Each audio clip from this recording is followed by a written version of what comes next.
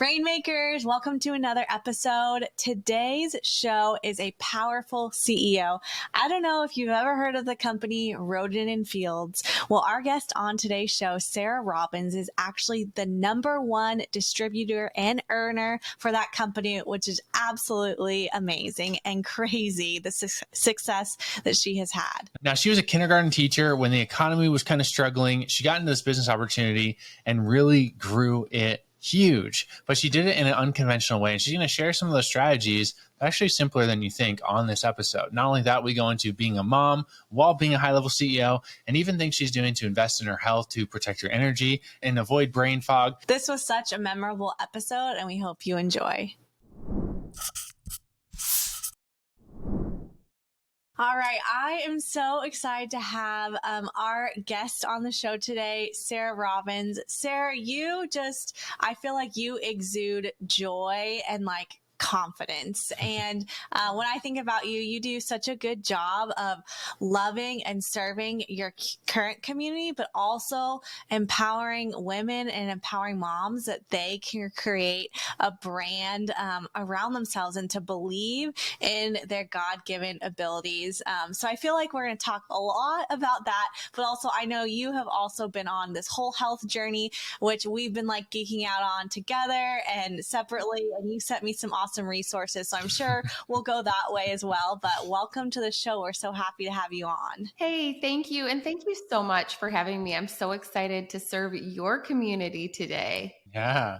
I think, Sarah, one of the things you're really known for, and I've actually heard you speak from stage, and I've seen actually the people's eyes lighting up and they're them just scribbling and oh my gosh, I should totally do these things, is really that social media side of things of growing your influence, but also doing it in a way feels all right? Because I feel like a lot of entrepreneurs, especially when they're early in their journey, they're a little afraid to step out, right? A little afraid to start speaking about it. Mm-hmm. Tell us a little bit about your journey with stepping out on social media to now where you have a lot of influence, you got a lot of people listening to you, but I know it wasn't always that way. And a lot of our Rainmakers we see, they do struggle with this sometimes. They want to just kind of hide behind the brand or, not put themselves out there. What would you say to someone who's in that season, who's kind of I feel like I got a message inside me, but I'm a little bit timid to put it out there? Yeah, I love that question. I really focused on serving versus selling and really people over profit, relationship over revenue, and really how our brand was built was way back in the day before I even knew what a lead magnet was and really even the power of going live, et cetera. I had people who saw what we were building in our direct selling business and they kept saying, well, do you do coaching? And I was like, no, but I'm happy to offer free tips. And so I would go live once a week with these prospecting pop-ups, just training in under 10 minutes. And it was powerful in serving people over the course of time. We built a collective social media following of over 500,000 people. And at the time, it was not for profit. It was just literally to bless people. I had so many people coming to me and saying, can you help me? And I thought, well, this is the best way that I could help.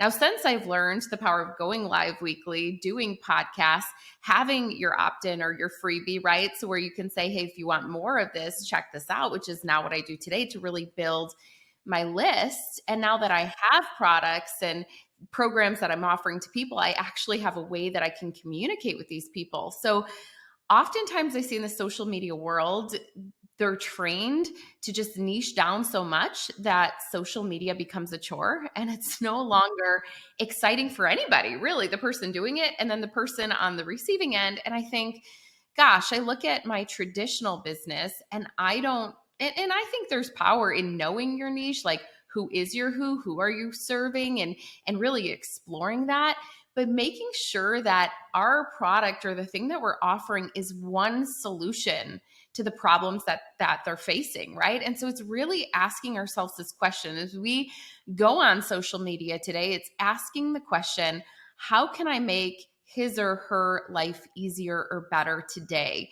And really focusing on that, just really giving value, building an audience, not pre-qualifying people so much. I don't do it in a traditional sense. If I'm presenting a product, in a in-person setting, right? I'm not like, hey, pre-qualify this audience so much that you only have these type of people there. Because the truth is, the people who try, buy, explore, etc., they're typically the ones who surprise me.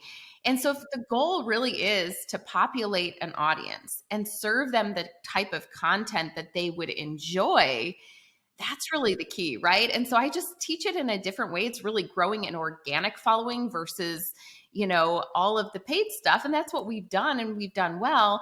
And people have been able to replicate that as well. So it's just a different way, a way of doing social media, but it's worked really powerfully for us and our community. Oh, I love that. I love showing up with service first and sharing. Steve and I were in the wedding industry for a long time, and we led this local chapter of this nationwide organization. And it's I guess slogan or mission was community over competition. And when I first heard that, Stephen and I really resonated with this. But at the time, we didn't know anybody else, especially in our local community, who was practicing this, but we knew that there are others that were hungry for community and connection. And of course, now it's just we want to share so much information when people over deliver. But I love your heart of just really serving your people. When someone is first starting out on social media, or even just wherever they're at in their journey, where they have a ton of followers or just a few, how do you, Sarah, determine what kind of content or what kind of things you are going to share with the audience that might be helpful for them? I love that. And I think that's where it comes into play, is really asking yourself this question, what is your superpower? What is the thing that people most often come to you for? And sometimes it's something that it comes so easy to us that we don't think that it's special to somebody else. Again, there I was building a successful direct selling business, but almost assuming this is stuff that everybody knows. Everybody knows social media strategy, and everybody knows all of this stuff. But when we really ask ourselves this question, what am I passionate about? What am I good at? What are people most commonly coming to me for, right? We can start to share that type of content. It's really asking ourselves that question, what is my superpower?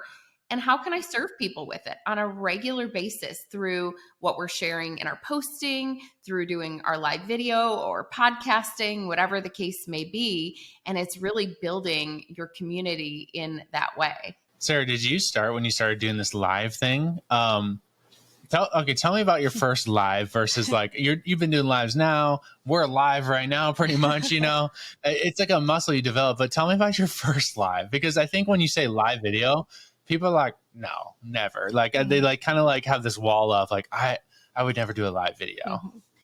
It's so interesting, because I bet what I'm going to say is going to surprise you, because typically we say, well, I started so sloppy and now I'm so polished and look at all of the things that I've learned.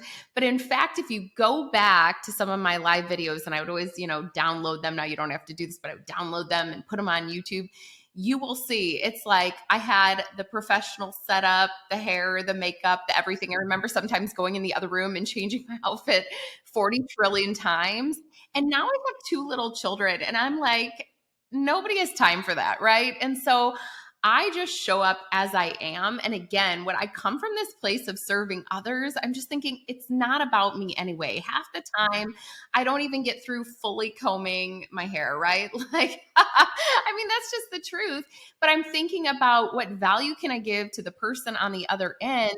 And now what I love about live video is it is so forgiving. People don't expect perfectionism, and perfectionism equals procrastination anyways. I'm it is just far more important that we get it done. People expect the ands, the ums. In fact, I don't even edit all of that stuff out. I teach people how to do things to make video more palatable. So have a good light on you, have some good sound, and make sure you've got the do not disturb on and a little note on the door so the dog doesn't start barking, right?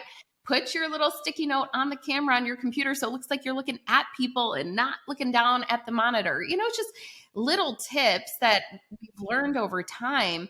But the biggest thing is coming forward with that attitude of really serving others. And it's changed the way that I look at things.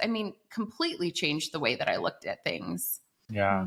I feel for us, because we both know Pedro. Pedro is kind of a mutual friend and he's a mentor of ours. And he was so big in the go live, go live, go live. And we're like, what is this about? And so we really started doing it. And I mean, we found that to be such a valuable skill set in our business where now like we're like, we got to create an ad, right? It like doesn't take us 3 days to create the ad. It's just like we grab our phone and pretend we're live. And it's just like you build this like muscle, but it can be scary at first. But I like the fact that it kind of forces you into action and like overcoming that fear of just like, I'm going to click live and no matter what happens, like it's going to be okay, and done is better than perfect. And you're not spending hours and hours preparing a video and the script. And you might have a couple bullet points of where you want to go, but there's so much like value in just going live. So I would recommend that. Like if you're listening to this show and you have a product, you have a service, you have something you want to promote, I would go live and you don't just have to talk about the product. Like Sarah said, you may talk about your superpower and the product's going to come in naturally to that over time. But I'm sure, Sarah, like probably half your lives are not about the product, they're about your superpower. Like they're about things that are going to serve. And then eventually like people go, what is it that you do again? Like, right. And then this naturally leads into the business. I would say you do the countdown, 3, 2, 1, then you're live. You're not going to die. I have yet to die doing this. So that's the great news. I'm still here. And again, I don't make it about me anyways. I always tell folks in our coaching community, I'm like, go live for the replay because most people are watching the replay anyways. Tell yourself that whatever amount of people doesn't intimidate you, that's the number of people that are on and watching, but don't sit there and wait. Hey, we're going to wait for people to come on because then people are going to scroll on by. Just be ready with your hook. What it is you're going to teach them, what they can expect and learn from you or how it's going to help them grow that day. Smile and remember, good people, they want you to win anyways. And chances are, if they're not your people, they're not sticking on and they're watching your live. So that's the good news. Yeah. I wish I would have had this in my ear right before I went live for the first time. I think it was actually at a conference, one of Pedro's first conference who he just referenced. And I forget what I was doing, but I remember stumbling, I remember to smile and probably look happy. At least I think I nailed that aspect, but I couldn't find the end button, like how to finish the video. And I just remember feeling like so awkward, but it's this story of like, man, I did it and it's gotten easier. And we go live in a Facebook group every single week. And I was talking with Steven earlier. It's like, I attribute going live every single week. And of course, all the other content we're creating, but it has built so much confidence in me. And and our messaging and building trust. And I don't think I realized the extent of the confidence and the practice that happened through this one decision to go live and serve people every single week. So that's powerful. Yeah. I love that. It's amazing. Sarah, you not only are a high-level entrepreneur, running a big business, you got a lot of people coming to you for advice and wisdom on growing their business, but you're also an amazing mom, amazing wife. I'd love to transition and talk a little bit about family stuff because I feel like that is a really unique aspect of the show that we just don't want to grow the business, but we want to lean into the transformative aspect of your family. I mean, how have you seen, because you guys, okay, the business came first before the kids. Is that right? In your life? Okay. So how did being a business owner prepare you for being a mom?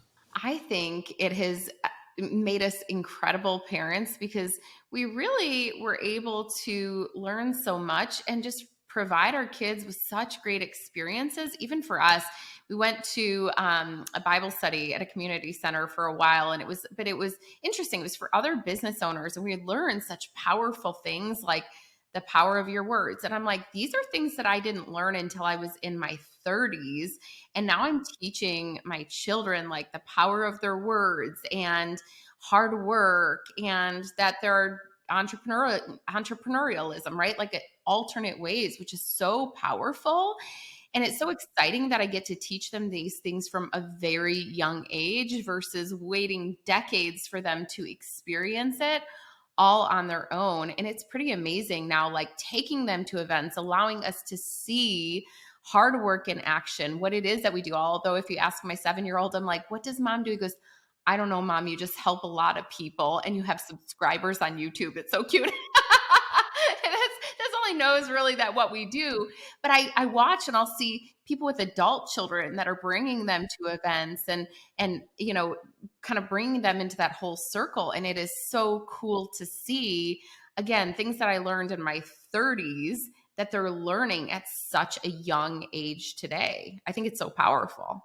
That's so cool. Yeah, we were just at this event and they had a little breakout session to speak to the kids. So I did a talk for the kids, and it was crazy. Like, there's some next level entrepreneurs. Like, I mean, like, these kids are, I don't even know, 10, 11, 12, sometimes even younger. And this kid's like, I bought a snow plow, and I made $3,000 and I built a PC, and then now I'm doing this. And it was like, they were like, I was giving them some stuff on how to make money on Amazon, and they're literally taking notes. I bet like a year from now, we're going to have some like young Amazon, people just crushing it. But like, it's so fun to see that at an early age, because I feel like I was pretty entrepreneurial as a kid, but it was kind of just like, no one was, I feel like, teaching me that. It was kind of just how I was wired. I'd usually want something. I'd want to buy a skateboard or a video game or whatever.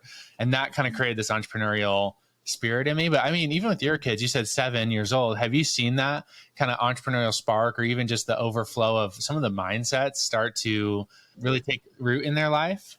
Oh yeah. Already asking like, how can I make money? Can I start a channel? And he'll even pretend, even from when he was super small, he had his little RC cars and he's like, Mom, we're going to start this RC car channel, and he'd be talking to his subscribers and all of these things. And I think it's just really neat. And I think just pouring into their unique talents, and instead of stifling it or even laughing at it, whenever he comes to us with something, we're like, first and foremost, like, if it is a great idea, responding in that way. And if not, just really pausing before we respond to circle back on conversations. But it's super cool to see their unique interests and desires. My 2-year-old, it's so funny. He's got his phone out and he's going, hey, Siri, call so-and-so. I don't even know how to use Siri. So I'm going, how did you even learn to do that? I mean, it's crazy. Even just, their advancement in technology, how much they know. Mm-hmm. Oh, it's pretty wild. Yeah, we were watching our 3-year-old just like, I'm like, how did he learn how to start the video, stop the video, rewind the video? Like, he must have just been watching us do it once and just picked it up. Like, it's so crazy. It is. Mm-hmm.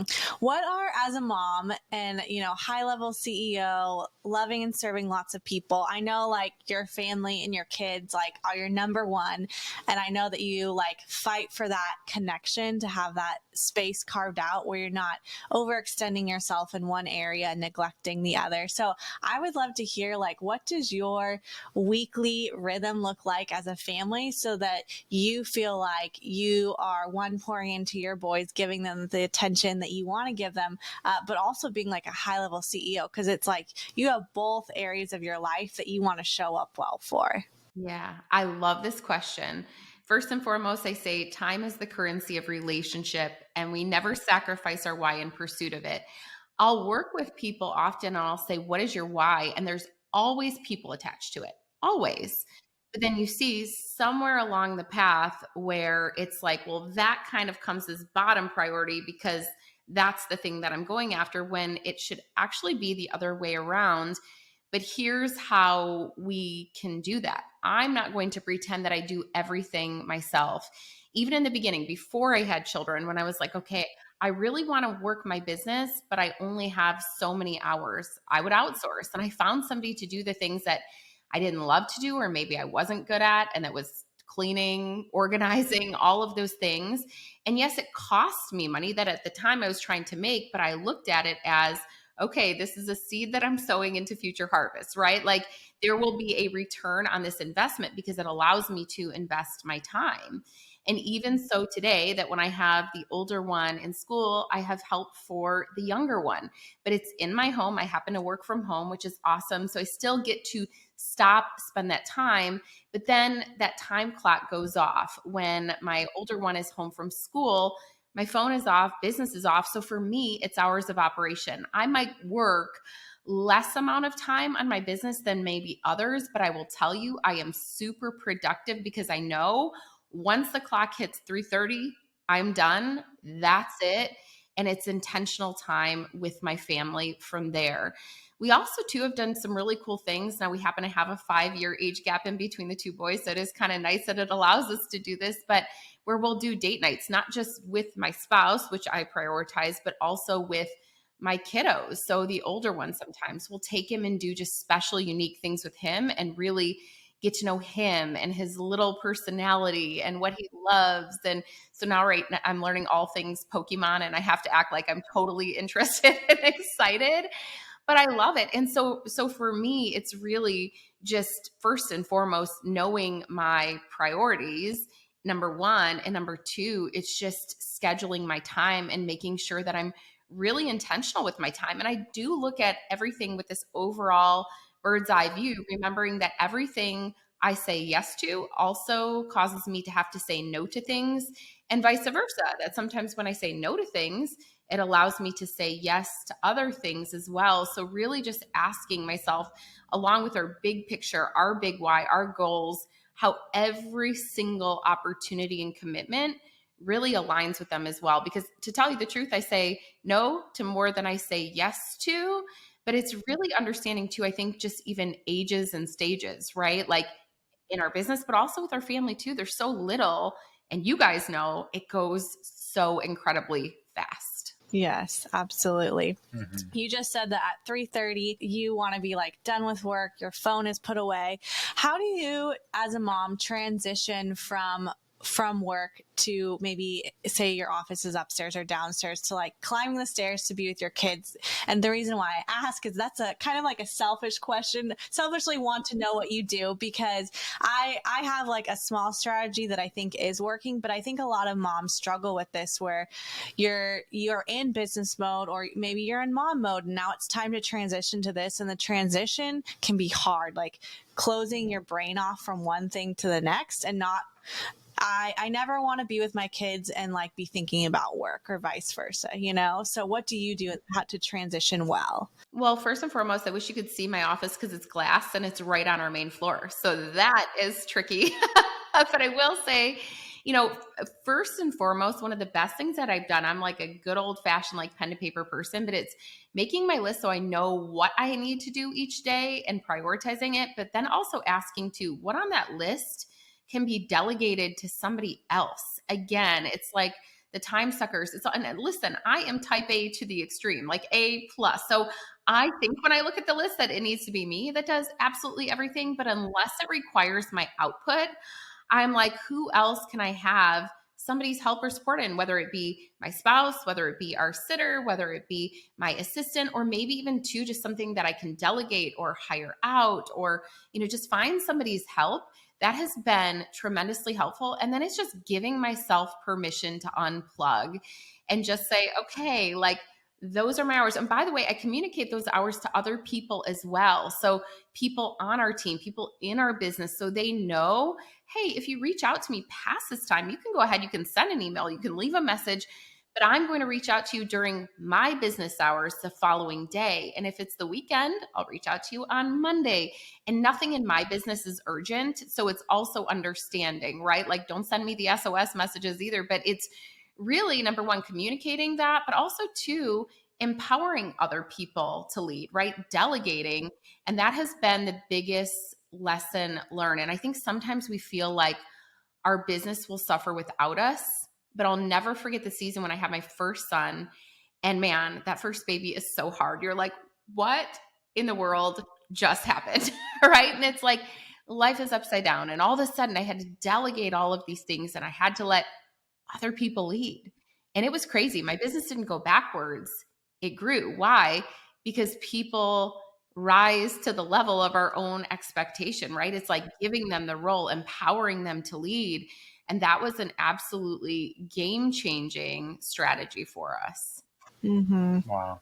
That's so We good. preach this a lot in Rainmakers, is like parents need leverage, right? Like the type of business opportunities you're looking at, you need leverage, right? You need a business opportunity that doesn't require you all the time, right? Mm-hmm. Like, or has some sort of leverage where you put in this much effort, but you're getting this much out. Mm-hmm. And, I love how you even mentioned with the to-do list, like it takes like a muscle to develop, because like even us, like we have a big long to-do list, but it's not always the first thing we think to go, which of these can I delegate, right? Mm-hmm. You're just like, you get in the weeds of things. So I've kind of gotten the habit where I have just an iPad right here, and that's kind of my daily to-do list. But I'm like, if something sits on the iPad for like more than 2 or 3 days, like it probably shouldn't be on my iPad. It probably should be delegated so that it can stay momentum, And so I love how you're, helping our audience lean into leverage.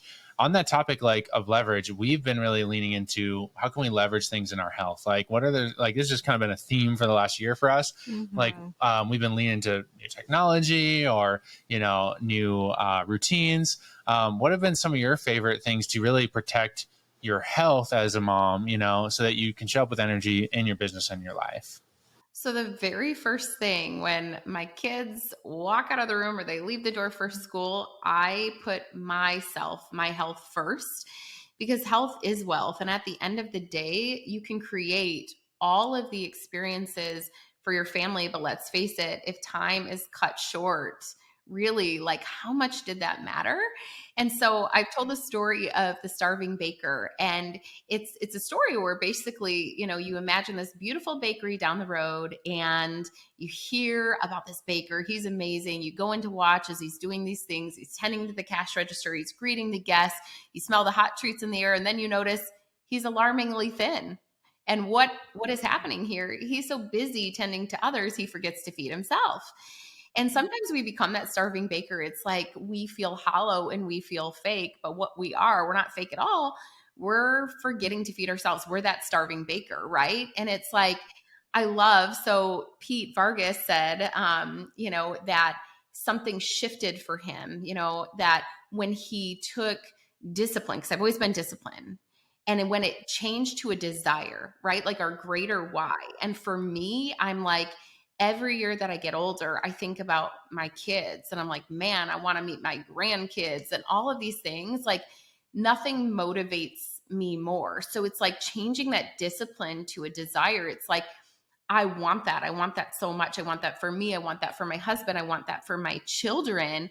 And so it's like, just like I'm a student of everything else, I'm a student of our profession. I'm a student of marketing. I'm a student of social media. It's like, I have to be a student of this too. And so it's interesting when you hear, that saying, like when the student is ready, the teacher appears. I'm a former kindergarten teacher. It's like all of this stuff starts showing up and I'm like seeing it on social media. I'm hearing about it from other people. And it's not that the information didn't exist.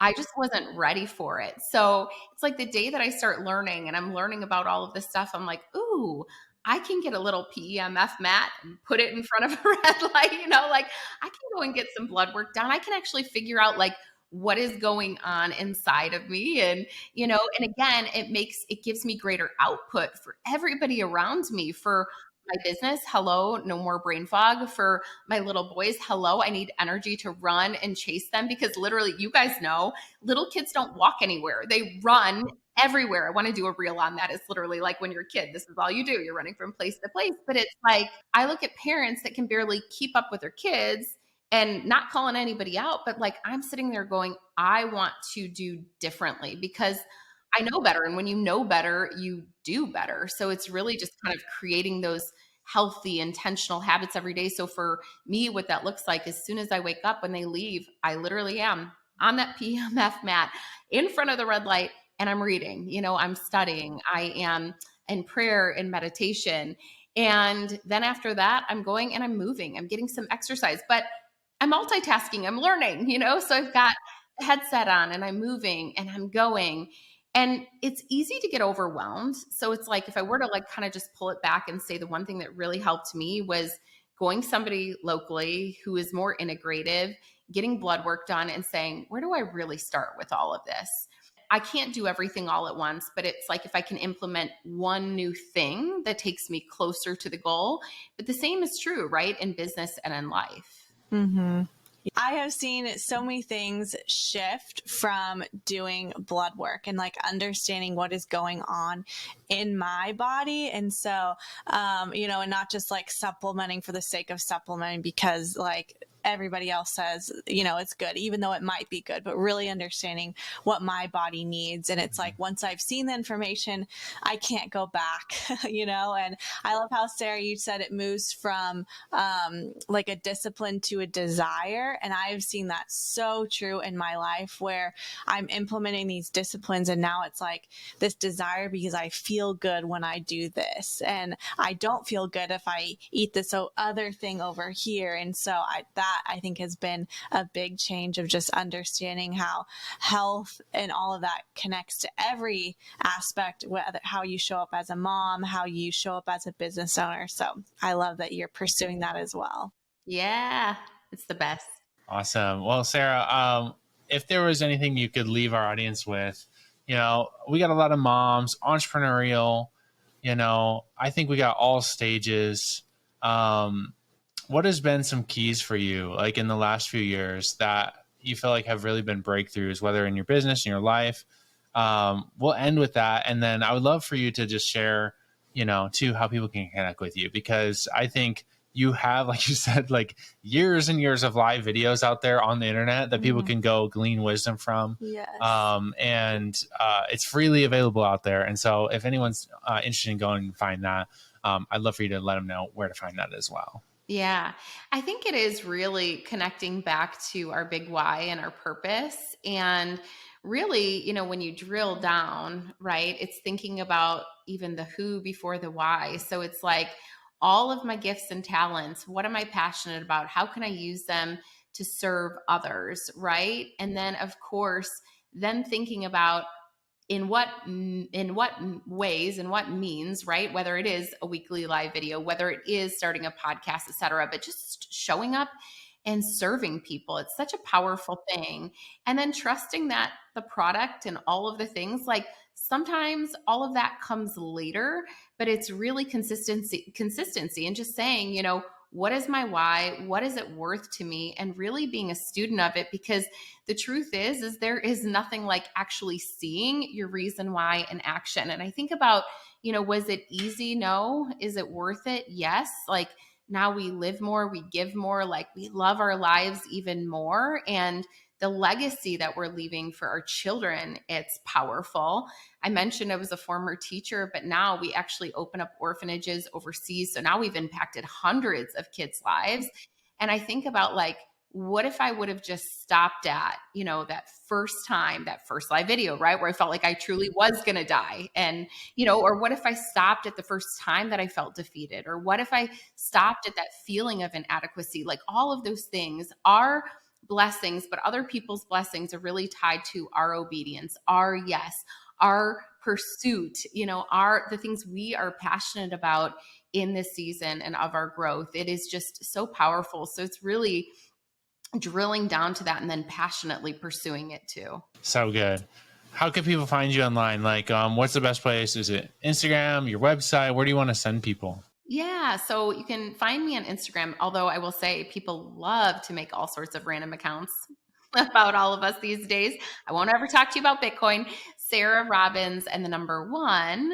And also on my website, sarahrobbins.com. I've got lots of free content over on YouTube too, as I mentioned, social media stuff. If anybody is in a home-based business or direct sales, lots of stuff there.